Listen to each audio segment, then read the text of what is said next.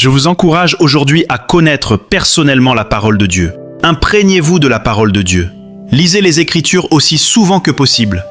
Mémorisez des versets bibliques et méditez-les le plus souvent que vous le pouvez. Car au fil des nombreuses saisons de la vie, avec ses hauts et ses bas, c'est seulement ce qui est en vous qui vous soutiendra. Et si la parole de Dieu est en vous, alors vous survivrez. Vous traverserez ces épreuves par la grâce de Dieu et la puissance de sa parole. La raison pour laquelle il est si vital de méditer sur la parole de Dieu, c'est que Josué 1:8 nous dit « Que ce livre de la loi ne s'éloigne point de ta bouche. Médite-le jour et nuit, pour agir fidèlement selon tout ce qui y est écrit. Car c'est alors que tu auras du succès dans tes entreprises, c'est alors que tu réussiras. » Dans la parabole du semeur, Jésus explique qu'un semeur sortit pour semer. Les graines tombèrent sur différents terrains. Les premières graines tombèrent le long du chemin et furent mangées par les oiseaux. Les deuxièmes tombèrent sur un sol pierreux où elles levèrent rapidement car la terre n'était pas profonde. Mais quand le soleil se leva, les plantes furent brûlées et se desséchèrent parce qu'elles n'avaient pas de racines profondes.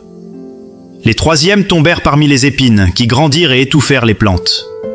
Mais les dernières tombèrent dans la bonne terre, où les plantes produisirent 100, 60 ou 30 fois ce qui avait été semé. Ce qui me frappe dans cette parabole, c'est sa signification profonde et puissante, car elle nous révèle les obstacles qui entravent notre croissance en tant que chrétiens.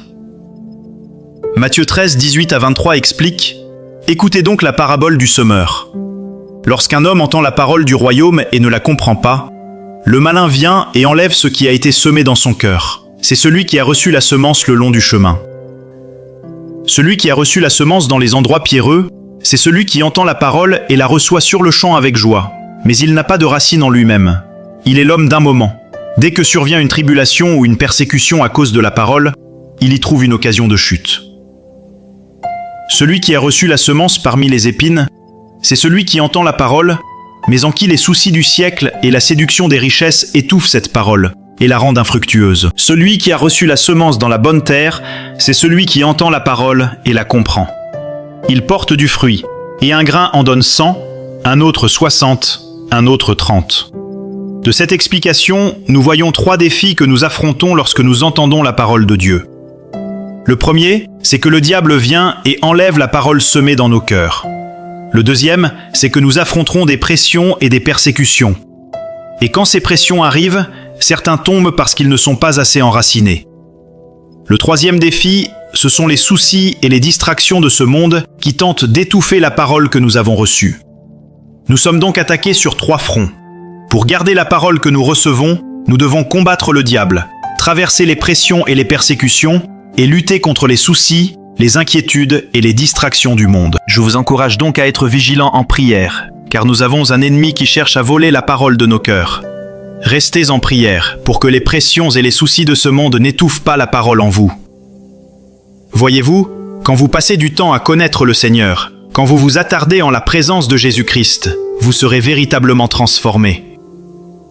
Je vous encourage à désirer et à avoir faim de ces rencontres riches et intimes avec Dieu, car c'est seulement dans ces moments personnels, 1 à 1, que chacun de nous peut recevoir une révélation personnelle de qui est vraiment Dieu. C'est dans ces rencontres intimes que nous sommes fortifiés et remplis de courage. Le courage pour affronter le monde et défendre Christ. Le courage pour résister au diable et proclamer que Jésus-Christ est Seigneur. Le prophète Ésaïe a reçu une révélation qui devrait nous inspirer tous à reconnaître Dieu pour qui il est vraiment. Écoutez attentivement Ésaïe 45, 2 à 7. « Je marcherai devant toi, j'aplanirai les chemins montueux, je romprai les portes d'airain et je briserai les verrous de fer. Je te donnerai des trésors cachés, des richesses enfouies, afin que tu saches que je suis l'Éternel, le Dieu d'Israël, qui t'appelle par ton nom. Pour l'amour de Jacob, mon serviteur, et d'Israël, mon élu, je t'ai appelé par ton nom, je t'ai désigné quand tu ne me connaissais pas. Je suis l'Éternel, et il n'y en a point d'autre. Hors moi, il n'y a point de Dieu. Je t'ai ceint quand tu ne me connaissais pas, afin que l'on sache, du soleil levant au soleil couchant, qu'il n'y a personne si ce n'est moi. Je suis l'Éternel, et il n'y en a point d'autre.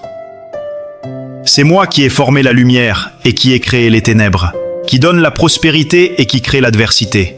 Moi, l'Éternel, je fais toutes ces choses. C'est une révélation merveilleuse de qui est Dieu. Dieu est fermement aux commandes. Dieu est omniscient. Dieu est tout-puissant.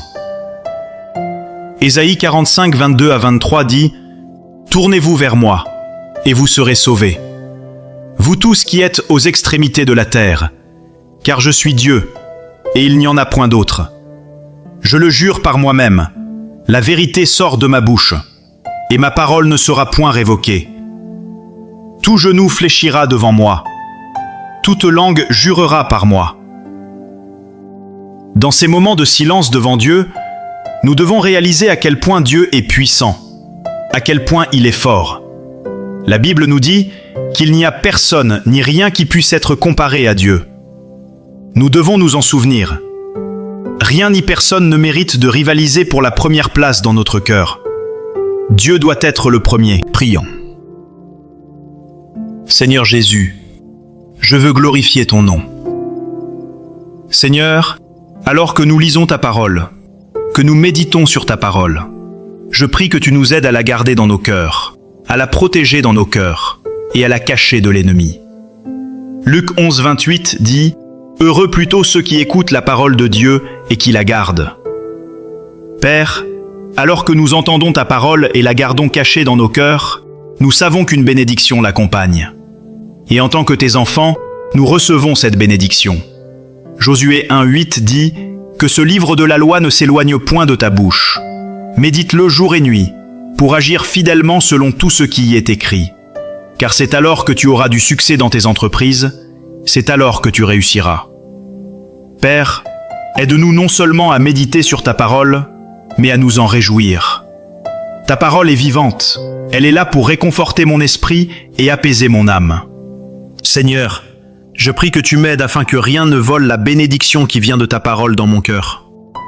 Si des perturbations viennent à moi, si des déceptions frappent à ma porte, que ta parole soit une source de force et d'encouragement. Je prie que tu me protèges par la paix dans mon cœur. Protège-moi par ta présence qui apporte une paix qui surpasse toute intelligence. Je prie que tu bloques tout stratagème que le diable pourrait utiliser contre moi. Que tu bloques chaque personne envoyée pour menacer ma paix. Ésaïe 26.3 m'assure, car ta parole dit « À celui qui est ferme dans ses sentiments, tu assures la paix parce qu'il se confie en toi. » Je me confie en toi, Seigneur, et je prie que tandis que mes ennemis complotent ma chute, tu élèveras un étendard contre eux et me défendras. Protège ma paix, Seigneur, et permets-moi de me réjouir dans ta parole malgré les épreuves et les tribulations.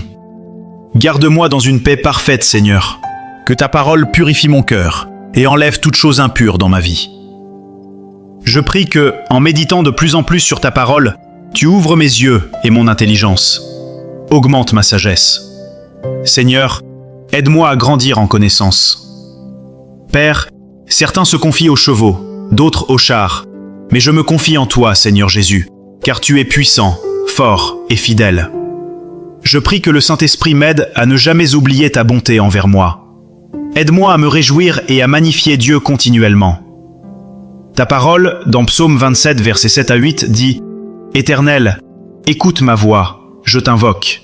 Aie pitié de moi et exauce-moi. » Mon cœur dit de ta part « Cherchez ma face. » Et mon cœur te répond « Je cherche ta face, ô Éternel. » Seigneur, je prie que tu continues à te révéler à moi à travers ta parole. Et jour après jour, que je sois challengé par ta parole, que je sois changé par ta parole. Père, nous sommes reconnaissants que tu sois un secours toujours présent dans la détresse. Notre espoir, notre foi et notre attente sont en toi, car ta parole nous dit que nous te trouverons quand nous te chercherons dans les moments de besoin.